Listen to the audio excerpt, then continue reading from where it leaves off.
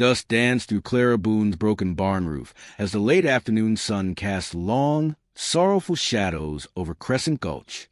In 1870 Wyoming territory, the cracked wood and frayed canvas of her lonely ranch seemed to mirror the inner landscape of her grief.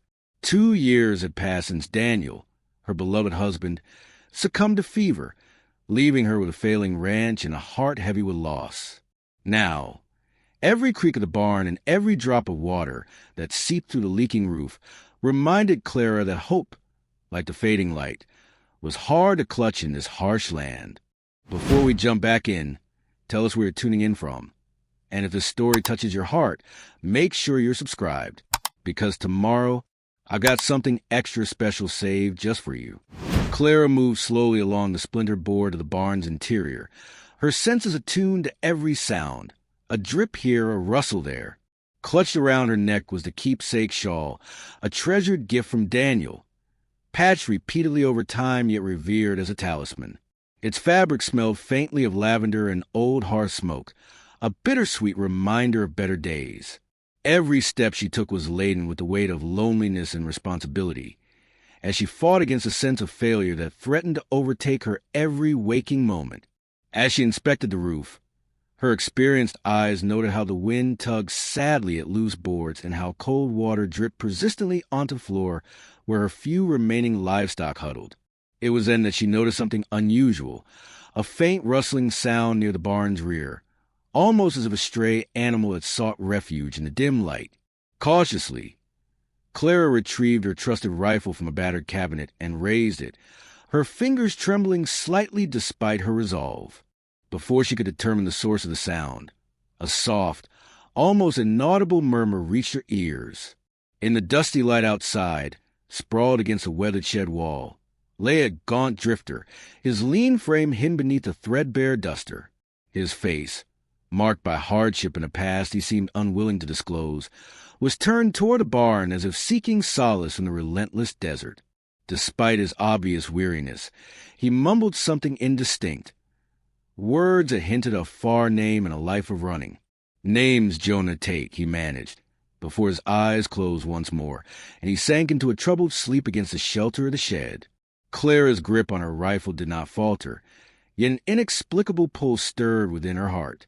Here was a stranger, unexpected and mysterious, whose presence in a place like her ranch was as anomalous as it was curious. Though her mind raced with caution, she could not be sure whether he was friend or foe. Her instincts whispered that he might be in need, just as she was.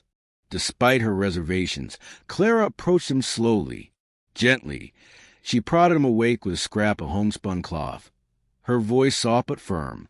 "Jonah, you best be careful sleeping on my property," she chided, though the warmth in her tone belied her underlying compassion. The drifter stirred, blinking against a sudden brightness, and offered a rasping smile that spoke of survival rather than sincerity. "Beg pardon, ma'am.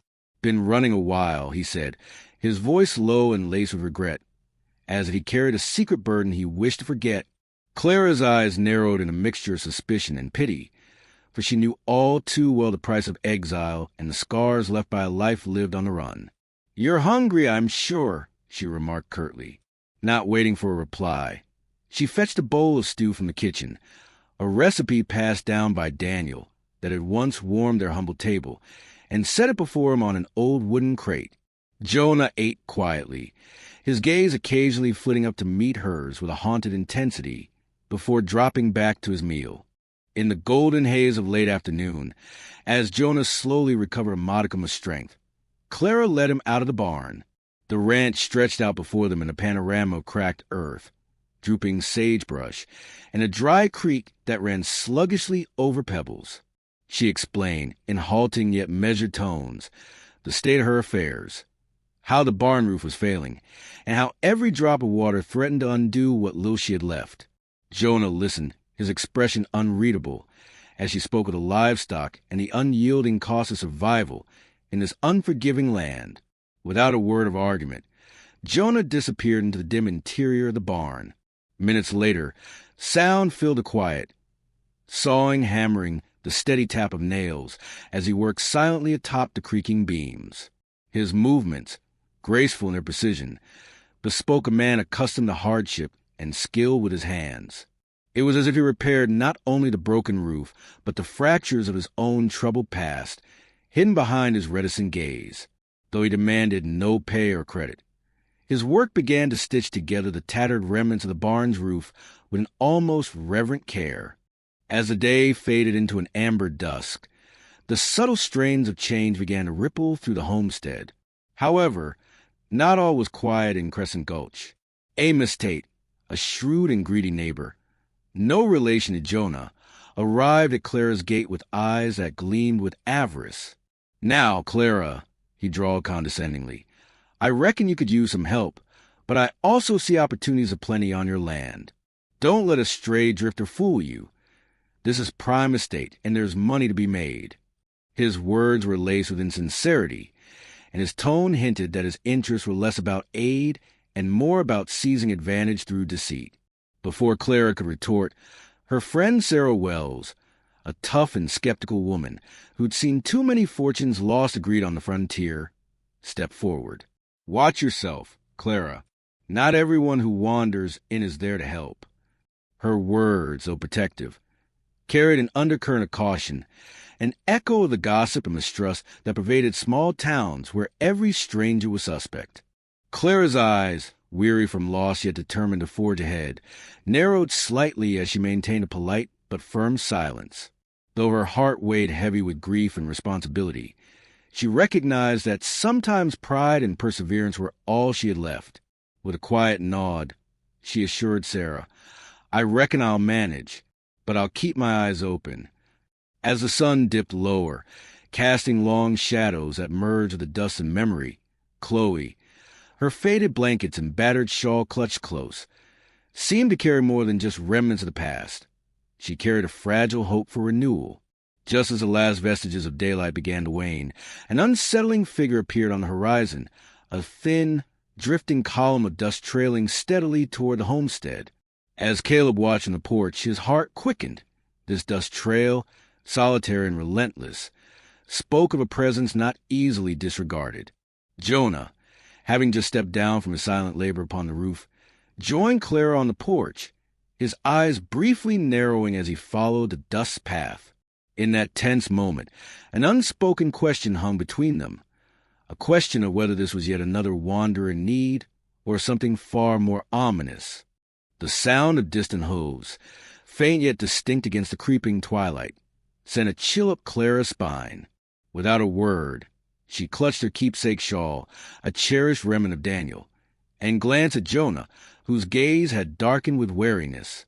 The day had been long and laden with the promise of hard work and quiet redemption, but now the night carried with it an unfamiliar threat, subtle and uninvited, a sign of trouble, perhaps a tracker from those who would seek to take advantage of her vulnerable state. As the wind picked up and dust swirled in ghostly patterns around the homestead, Clara's mind raced with the possibilities. Was this lone rider a messenger, or an omen of danger yet to come? With the sound of distant hoofbeats growing ever fainter, the horizon swallowed the last of the sun, plunging the ranch into a haze of uncertainty. For now, amid the creaking timbers and the soft murmur of the approaching night, the homestead stood as a quiet bastion of resilience, a beacon of hope forged in the face of personal loss and ruthless greed. And as the drifter Jonah and the grieving Clara exchanged looks filled with mindful determination, they both knew that the challenges of Crescent Gulch were only just beginning to unveil their true measure. Clara's shawl caught the dawn's chill as she stepped out onto the weathered porch of her ranch in Crescent Gulch. The vast Wyoming sky, pale with the early light of 1870, stretched endlessly above, while the dry creek murmured softly in the distance and sagebrush bowed beneath a gentle, uncertain wind. In that quiet moment, grief and hope war within her. The shawl, a keepsake from her late husband Daniel, reminded her of love lost, yet urged her to carry on. Inside the patched barn, Jonah Tate's careful work spoke silently of redemption. Having spent the previous day toiling atop the creaking roof, the drifter now labored in silence, his steady hands replacing broken slats and sealing away the persistent leak. Each measured swing of his hammer and every careful placement of a new board was as if he was mending not only the roof but the wounds of a troubled past. His face, half hidden under a wide-brimmed hat, betrayed scars of hardship and moments when fate had nearly pinned him down. "I reckon I've been running a long while," he murmured to no one in particular, his voice barely disturbing the calm. The renewed integrity of the barn now promised the safety of her precious livestock, offering some small respite from the relentless trials of life on the frontier. Yet, as the day unfolded, new challenges stirred on the horizon.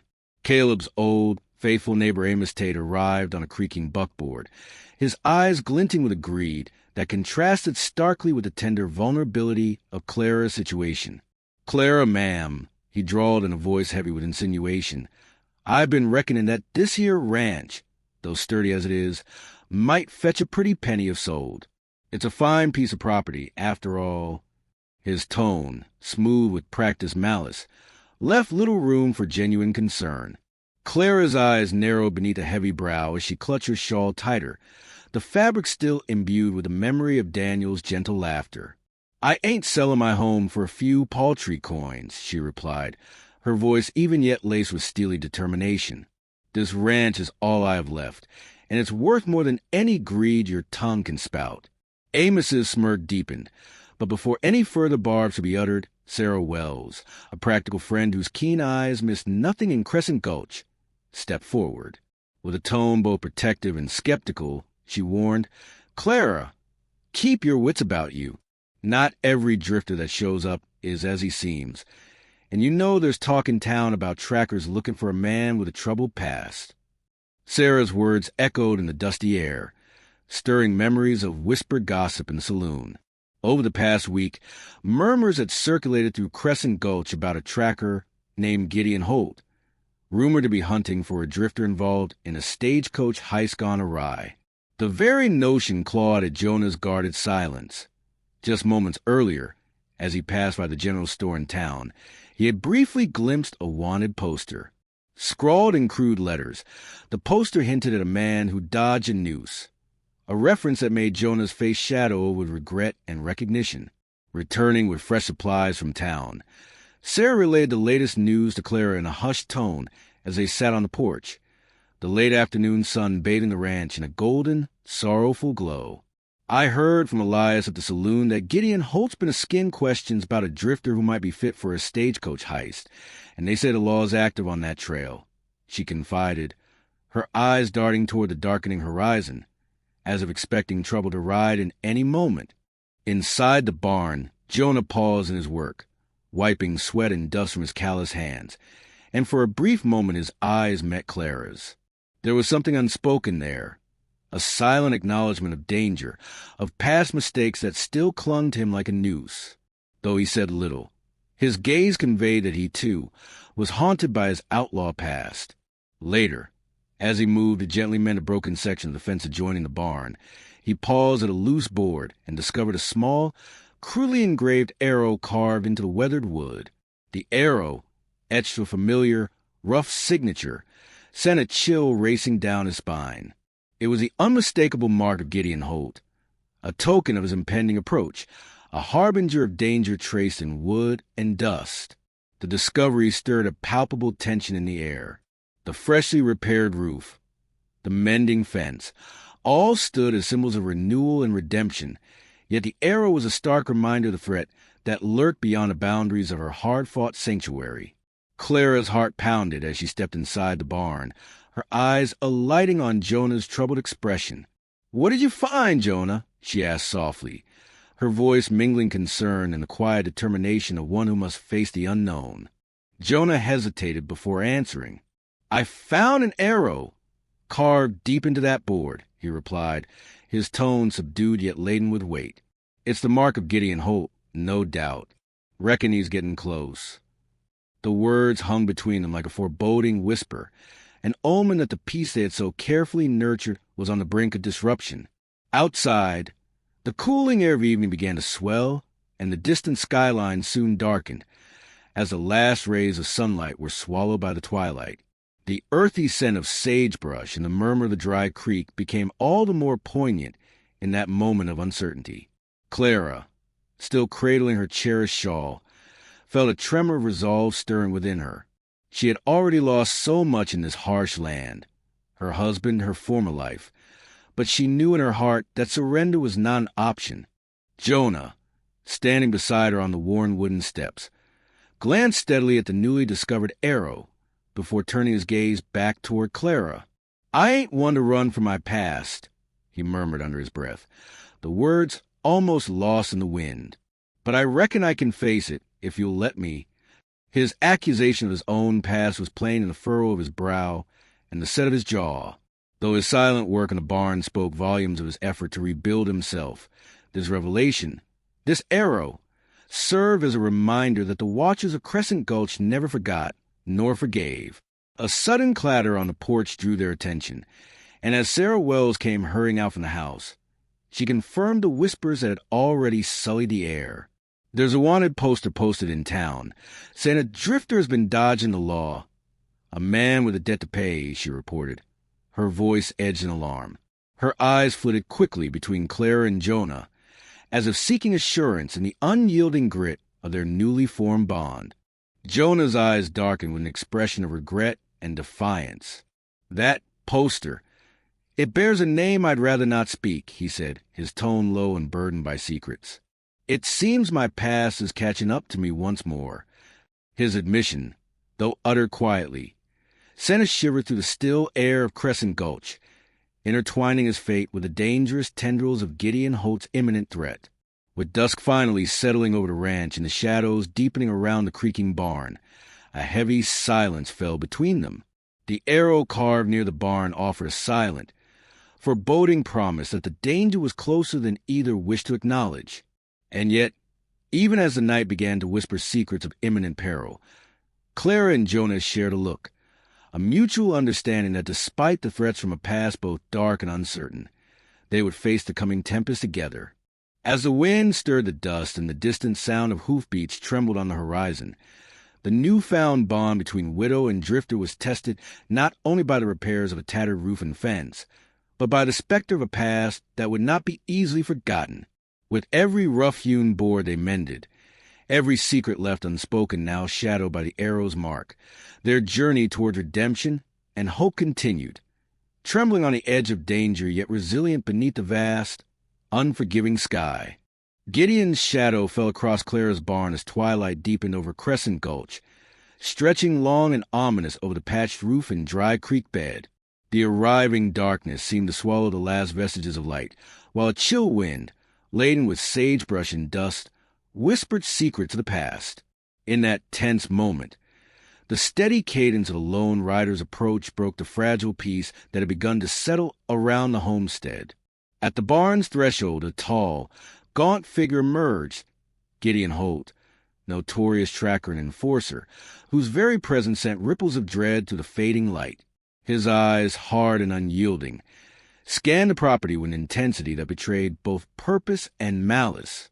Without a word, he stepped onto the creaking porch and fixed his gaze on Jonah Tate, the drifter whose quiet labor over the past days had already begun to mend more than just the roof of Clara Boone's ranch. "I reckon you owe me, Tate." Gideon spat, his voice low and edged with loathing. "You ran from the stagecoach heist like a frightened man, leaving your fellows in the dust while a guard got shot in the crossfire. Now you stand here, hauling broken boards and fixing leaks, like you can wash away your sins." The words cut through the evening air, thick as the dust swirling at their feet, and it was clear that Gideon's vendetta was as personal as it was merciless. Jonah's face fell, shadowed by the familiarity of guilt and regret. His eyes, darkened by secrets he'd long tried to bury, met Gideon's icy glare. In a voice barely audible above the cry of the wind to the barn's gaps, Jonah confessed, "I did my part that day, Clara, but I didn't shoot nobody. I ran when the blood started spilling." His admission was quiet, a remorseful whisper that resonated with every creak of the time-worn wood. His words deepened his guilt, reminding all who heard that he was not entirely innocent. Inside the barn, the soft sound of hammering had given way as every ear strained to catch the confrontation. Outside, the tension spread into the surrounding yard, like ink and water. Amos Tate, a meddling neighbor with a penchant for stirring trouble and greed in equal measure, had already been seen circling near the ranch's edge. His eyes glinted with opportunism as he heard the voices rising from the barn porch. In the fading light, he slipped away and soon began spreading provocative gossip in town, rallying even the judgmental preacher Caleb Morse and other influential local figures to cast doubt on Jonah's character and past. Meanwhile, within the homestead, Clara Boone wrestled with a swirl of conflicted emotions. Earlier that day, she had discovered a wanted poster posted near the general store that bore Jonah's face, an image that would surely tarnish any fragile bond between them. In a burst of protective instinct, Clara had hidden the poster high under her cherished shawl, a keepsake from her late husband Daniel that now symbolized both loss and hope.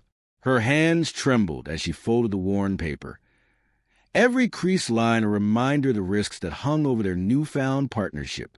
As Gideon's words reverberated against the barn's old timbers, Jonah, his voice thick with remorse, turned away.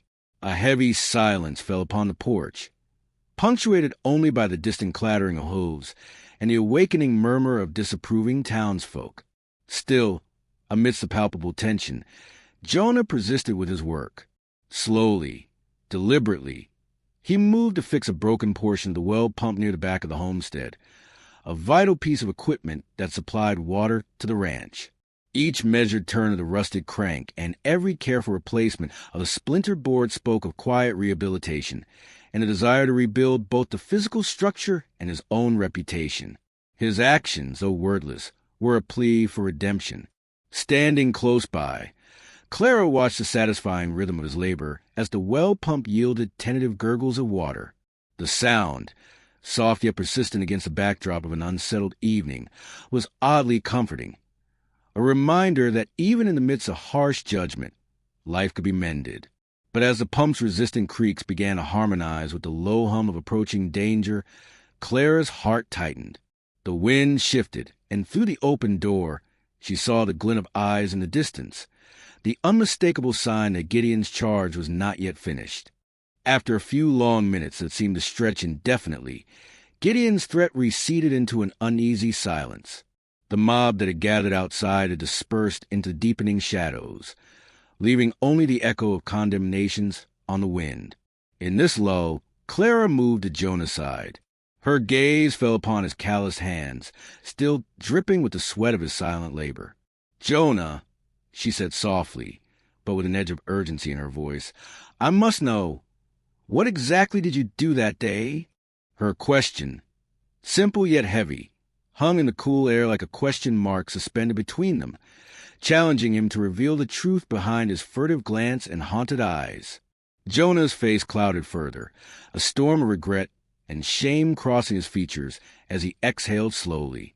"Clara, I did what I thought was right in chaos," he murmured, his voice rough as gravel. "I never aimed to let blood spill more than I had to, but I couldn't stand and watch them fall. I made my choice in the heat of that hellish moment, and I've carried that burden ever since." His admission, though not a full confession, deepened the fissure of uncertainty between them. His words were a mixture of confession and retreat, leaving Clara caught in the crossfire of trust and doubt. Outside, as the last vestiges of conflict waned, Sarah Wells, who had been silently observing from a distance with clear, sharp eyes, approached cautiously. "You know," she said to Clara in a low tone, "the townsfolk are still whispering, and not all are willing to give this cowboy the benefit of the doubt. Preacher Morse and a few others reckon we ought to see him for what he really is, a drifter with a past he'd rather forget." Sarah's warning, though gentle, reiterated the tension that seeped through every brick and beam of Crescent Gulch. Clara's mind raced as she struggled to reconcile the quiet, painstaking work Jonah had done on the well pump and roof with the weighted, murky secrets that clung to his past. Staring out to the horizon where the last light of day had faded into night, she felt a surge of emotions, a blend of longing for redemption and the crippling fear of betrayal. The sight of that wanted poster, hidden beneath her shawl, lay heavy in her thoughts, and every fiber of her being yearned for clarity, even as uncertainty gnawed at her resolve. As the evening matured past its fragile lull, and the gentle hum of the homestead resumed, Jonah continued his repair work with an almost ritualistic precision. Though the kidney of his past still ached with regret and an unspoken truth, his every action seemed intended to prove his commitment to the homestead, to Clara, and to the hope of redemption. Yet, even as Caleb, not to be confused with any other wandering soul, and a few sympathetic townsfolk continued with their modest tasks, the tension remained palpable. Then, as if echoing from fate itself, an arrow was faintly etched into a weathered beam near the barn's side, a crude mark carved sharply into the wood. Its presence was a silent warning, a message unmistakably linked to Gideon Holt's threat. Jonah's eyes darkened as he beheld the mark, and the scribbled letter-like symbol sent shivers through the still, cool air. With the weight of that arrow's message, Clara's doubts deepened. In the subdued glow of a lantern, she turned to Jonah, her voice trembling with equal parts pain and determination. I need to know, Jonah, are you truly who I think you are? Or is there more wrapped in your silence than these repairs can mend? Her question, both an accusation and a plea, hung between them like a fragile thread. Jonah's gaze dropped to his calloused fingertips, and in that silent pause, fraught with the burden of murky past and the uncertain hope of future, he could only offer a low murmur that barely reached her ears. I've done what I had to, even when my heart wished I could run. In that moment, as the wind tugged at the loose pages of Sarah's notebook on the porch and the distant sound of the stagecoach echoed faintly from the dusty road below, Clara's trust wavered, teetering on the edge between redemption and remorse. The imprint of the arrow, the weight of the wanted poster hidden beneath her shawl, and Jonah's own hesitant admission painted an ambiguous picture of a man who had seen both the bright promise of freedom and the dark stain of his misdeeds. As the night deepened further, leaving only the soft murmur of the wind and the distant cries of night creatures, the repaired well-pump gurgled steadily, a symbol of effort and rebirth amid uncertain loyalties. Yet the question of Jonah's true nature lingered like a shadow, and in the dim glow of the homestead, Clara's gaze remained fixed on him, searching for a spark of certainty in a man whose silence often spoke louder than words. And so, with Crescent Gulch cloaked in the mystery of its past and the uncertain promise of salvation, the fragile bond between widow and drifter marched onward, a dance between trust and doubt, illuminated only by the pale, watching moon and the promise of sunrise that might one day wash away the night's lingering shadows. Clara's shawl trembled in the dusk wind as the gathered silence on the homestead grew heavy with unspoken judgment. In the fading light of another long Wyoming day, the battered ranch stood as a testament to hardship and quiet defiance. But tonight, the silence was shattered by the sound of rough voices and heavy boots as a town mob, led by the greedy Amos Tate and the stern preacher Caleb Morse, marched toward her property, demanding that Jonah Tate be expelled for his troubled past. From well within the creaking wooden house, Clara watched with a mixture of fear and fierce protectiveness as the men approached. Her eyes, tired yet determined, fell upon Jonah, who was busy repairing the broken fence near the barn. The toil of the day had left his face streaked with sweat and dust, yet there was something resolute in his silent devotion that now made his presence indispensable to her. Though whispers of his involvement in a recent stagecoach heist, where he'd fled when a guard had been shot, still clung to him like a curse, Clara had hidden the scruffy wanted poster beneath the folds of her beloved shawl. The keepsake, once a gift from her late husband, had become her emblem of resilience. It now shielded her and, with growing conviction, would shield Jonah too. As the mob's muffled threats grew nearer, Amos Tate's voice rang out. "Clara, ma'am, you can't keep that drifter around. He's nothing but trouble, a stain on this land. Sell your ranch, and give me a share of what it's worth." His words carried contempt and greed, fueling the simmering anger in the hearts of many townsfolk who had long associated Jonah with questionable deeds. Caleb Morse, the preacher, fumed with judgmental authority from his battered stance, adding, "You're hosting a no-good drifter who has no honor. We cannot stand for such disgrace in Crescent Gulch." Before the hostile voices could mount into insurmountable pressure, Clara stepped from the doorway and into the twilight. With her shawl clutched tightly around her shoulders and eyes flashing like cold steel, she called out, "I will not yield my home or my heart to your baseless accusations. Jonah is under my roof because I choose to trust him, and I won't let you take that away." Her voice, resonant and firm despite the trembling of loss, cut through the rising clamor like a clarion bell. In that moment, the hostile murmurs faltered and then receded slightly, as if the very force of her will demanded a pause. Jonah, who had been tending to the broken fence, looked up at her. In that brief, charged glance, his eyes conveyed gratitude mingled with sorrow. He knew that his past still haunted him, but he also understood that Clara's quiet act of defiance was a lifeline to redemption. He walked over slowly, each step measured and deliberate, until he reached Clara at the threshold. In silence unison, their hands met briefly, a fleeting contact laden with countless unspoken promises. It was a fragile connection, tender and transformative, that defied the bitter judgments of the world outside. During the tense moments that followed, Sarah Wells, Clara's steadfast friend and an ever-watchful observer of life's cruelties, stepped forward from the fringe of the gathering. With quiet authority, she addressed several key townsfolk, among them Elias, the pragmatic saloon keeper, persuading them to withhold their harsh condemnations. "We've all seen enough hardship out here to know that our judgments serve nobody," Sarah admonished, her voice gentle but unwavering. "Let us stand by Clara, and let her decide who stays on her land." Slowly, the murmur of dissent that had filled the air began to wane, replaced by a tentative support that spoke of collective redemption and a shared weariness of the old ways. Yet, even as the mob's agitation subsided into grudging acquiescence, a dark presence lingered. From a distant ridge, barely visible in the deepening shadows, Gideon Holt observed the scene with malignant interest. His eyes, glinting with a vengeful promise, tracked every movement, a silent threat that hissed of a final reckoning yet to come. He would not be vanquished so easily, he thought, nor would his past misdeeds be forgotten. His watchful gaze promised that his hand would soon extend again over Crescent Gulch.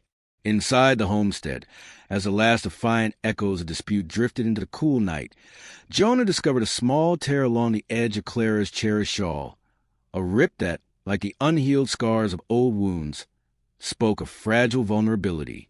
Without a word, he took the shawl into his calloused hands and set about mending it slowly. The act, tender and deliberate, was as if he were stitching together the fractured pieces of not only a fabric, but also the trust that Clara had so hesitantly begun to offer him. Each careful stitch held a silent apology, mingled with a promise of steadfast care. Clara watched him as he worked, each quiet motion etching a deeper bond between them. There, on the battered wooden porch under the sky slowly loosening its grip on the day's darkness, their hands met again, this time deliberately and for a long, steady moment. "I'm staying, Clara," Jonah murmured softly, his words barely audible above the whisper of the wind tugging at the loose boards. It was not a vow made with grand declarations, but a simple, resonant promise of presence and protection. At that moment, the homestead's uneasy calm was shattered by a sudden, sharp chill that threaded through the night air. Jonah, wiping his calloused fingers on his worn duster, stepped away just as a tattered scrap of paper fluttered onto the porch. It was pinned to a splintered post, its message scrawled in a dark, hurried hand. "Time's up, Tate." The note, terse and foreboding, was a stark reminder that Gideon Holt had not yet relinquished his grudge, and that his specter still hovered near. Clara's heart pounded at the sight of the note, a collision of fear and resolute defiance. She looked between Jonah's troubled expression and the note's menace, her eyes glistening with the weight of uncertainty. Could she trust a man who had, in silence and with gentle resilience, begun to mend not only her barn roof, but also the fissures in her soul? Was it possible that, despite the persistent shadow of his outlaw past, Jonah had truly changed, and that together they might build something real rather than simply patch the remnants of broken lives? As the wind whispered through the sagebrush and the first stars began to twinkle in the velvet sky above Crescent Gulch, Clara and Jonah stood together on the porch, their shared silence filled with unspoken promises and lingering doubts. Behind them, the town's voices faded into distant murmurs, and from a ridge, Gideon Holt's eyes burned with the promise of one final confrontation. In that suspended moment, every heartbeat, every quiet grasp of their hands, became a defiant stand against a past that would not easily let go, and a future that, if dared be grasped, might yet hold a glimmer of hope. Even as a chill of the notes settled over them, and the threat of Gideon's vengeance loomed like a specter at the edge of night, Clara's heart tightened with a fragile flame of determination. The long, hard road of healing was just beginning, and every small, careful stitch Jonah laid was not only mending her shawl, but affirming that, in their shared defiance, hope could indeed prevail. Gideon's boots crunched on the dry creek bed as the first light of dawn struggled through the crisp Wyoming air in Crescent Gulch. The surrounding silence was broken by the harsh clatter of hooves and the determined boots of a vengeful man approaching with a lethal purpose. In the cool pre-dawn gloom, Gideon Holt, his face twisted with lingering rage from past betrayals, charged toward the creek, his eyes fixed on Jonah Tate with murderous intent. Gideon had come to settle a score for the stagecoach heist, for which Jonah had not taken a bullet, but had chosen flight over bloodshed. Today, Gideon would have his vengeance. Jonah, busy mending a section of the barn's broken wall near the dry creek, stiffened as the sound of pursuit echoed over the arid land. In a heartbeat, he dropped his tools and reached for his rifle as Gideon emerged from the dust, his silhouette impressive against the pale sky. A low snarl escaped Gideon's lips as he stepped closer, eyes glinting with cruel satisfaction. "Time's up, Tate," he spat, echoing the words that had haunted Jonah since he first received that final note. Before the confrontation could spiral into chaos, Clara Boone burst out from the barn's doorway, her shawl clutched tightly as if it were both armor and remembrance of her late husband, Daniel. Her eyes, still red with grief but burning with new, defiant light, took in the scene, a dangerous standoff at her own homestead. "Jonah," she cried, her voice trembling between fear and resolve, "stand your ground." At once, Sarah Wells, ever-protective friend, emerged from the house. Not far behind her, the steadfast figure of Caleb Morse, the reluctant preacher whose judgment had softened in the wake of recent events, joined them. The trio raced toward the dry creek. Behind them, various townsfolk, including Elias, the kindly saloon keeper, stepped from the shadows of their own homes. Their eyes, once cold and indifferent or hostile, now shone with cautious solidarity as the threat unfolded. Gideon's voice cut through the tense air again. "You've been hiding behind lies and cowardice, Tate. Today you'll answer for all your sins." His tone was fierce, as if every injustice of the past demanded retribution with blood. Jonah's hand shook, but he steadied himself. He raised his rifle and then, with a curt whisper, replied, "I never meant for any pain, Clara. I only ran." His admission, raw and sorrowful, hung amidst the clamor of the wind whispering through dry grass and the soft murmur of gathering reinforcements. The standoff escalated as the distance between Jonah and Gideon shrank. With a sudden burst, Gideon lunged forward, reaching for the rifles, but before Jonah could draw it fully. In a desperate struggle, Jonah managed to twist free, exchanging a flurry of blows that rattled the very dust from the creek bed. Amid the scuffle, Gideon's hand slid toward the trigger. In that heartbeat, Jonah, in a silent act of defiance and retribution, fired a single, precise shot that disarmed Gideon instead of killing him. The bullet struck the lock of Gideon's holster, sending sparks into the cool morning air while the tracker staggered backwards, his grip loosening on his weapon. "Enough!" Clara's voice rang out, firm and unyielding, as she rushed forward. Her eyes, wet and determined all at once, met Gideon's as if to seal his fate with her own. "You have no place here, Gideon. Leave this land and never cross my threshold again."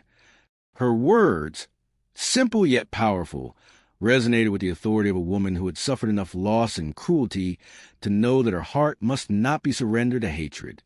As Gideon fell to one knee, reeling from the force of Jonah's defiant shot, Caleb Moore stepped forward. "I reckon the good Lord will judge you for what you've done," he said solemnly, lowering his voice so that only the assembled townsfolk could hear.